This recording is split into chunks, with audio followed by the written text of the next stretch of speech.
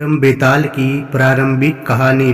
एक दिन की बात है, राज दरबार लगा हुआ था। तभी एक भिक्षु विक्रमादित्य के दरबार में आता है और एक फल राजा को देकर चला जाता है। राजा उस फल को कोषाध्यक्ष को दे देता है। उस दिन के बाद से हर रोज वह भिक्षु राजा के दरबार में आने लगा। उसका रोज का यही काम था कि वह राजा को फल देता और चुपचाप चला जाता। राजा भी प्रत्येक दिन भिक्षु द्वारा दिया गया फल कोषाध्यक्ष को थमा देता। ऐसा करते करते करीब 10 साल बीत गए।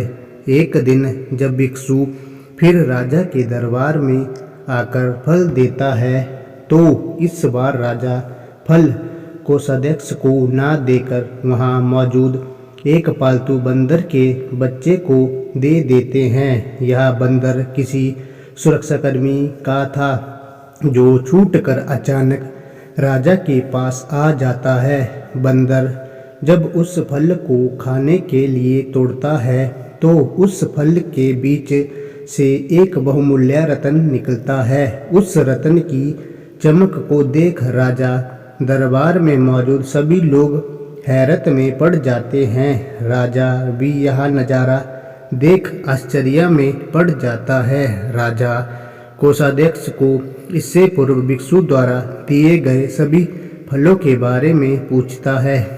राजा के पूछने पर कोषाध्यक्ष बताते हैं कि महाराज, मैंने उन सभी फलों को राजकोष में सुरक्षित रखवा दिया है। मैं उन सभी फलों को अभी लेकर आता हूँ। कुछ देर बाद कोषाध्यक्ष राजा को आकर बताता है कि सभी फल सड़ गल गए हैं। उनके स्थान पर बहुमूल्य रत्न बचे हुए हैं। यह सुनकर राजा बहुत खुश होता है और कोषाध्यक्ष को सारे रत्न सौंप देता है।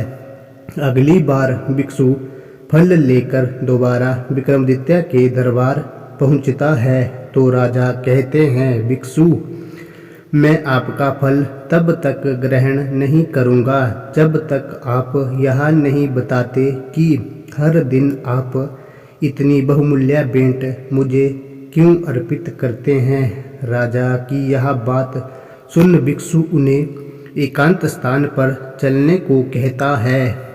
एकांत में जाकर भिक्षु राजा को बताते हैं कि मुझे मंत्र साधना करनी है और उस साधना के लिए मुझे एक वीर पुरुष की ज़रूरत है। चूँकि मुझे तुमसे वीर दूसरा कोई नहीं मिल सकता, इसलिए यह बहुमूल्य उपहार तुम्हें दे जाता हूँ। भिक्षु की बात सुन राजा विक्रमादित्य उसकी सहायता करने का वचन देते हैं। तब भिक्षु राजा को बताता है कि अगली अमावस्या की रात को उसे पास के शमशान आना होगा, जहां वह मंत्र साधना की तैयारी करेगा।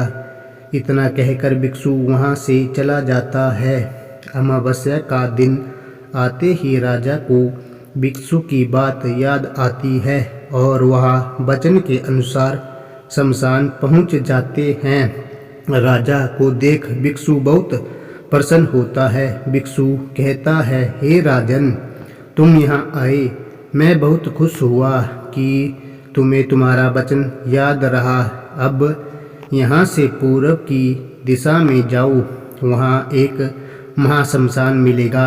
उस महाशमशान में एक शीशम का विशाल वृक्ष है।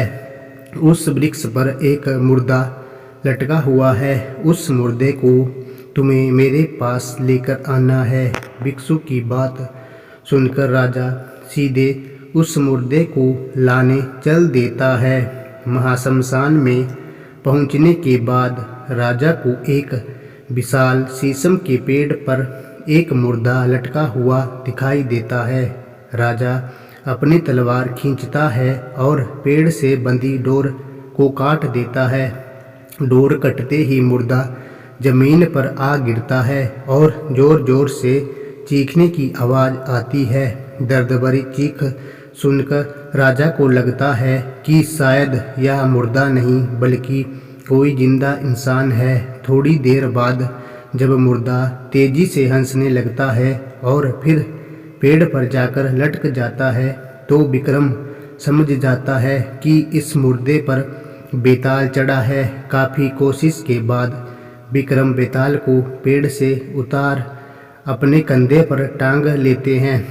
इस पर बेताल विक्रम से कहता है, विक्रम मैं तेरा साहस को मान गया, तू बड़ा ही पराक्रमी है। मैं तेरे साथ चलता हूँ, लेकिन मेरी एक शर्त है कि पूरे रास्ते में तू कुछ भी नहीं बोलेगा। विक्रम सिर हिलाकर हाँ, मैं बेताल की बात मान लेता है। इसके बाद बेताल विक्रम से कहता है कि रास्ता लंबा है, इसलिए इस रास्ते को रोमांचक बनाने के लिए मैं तुझे एक कहानी सुनाता हूँ।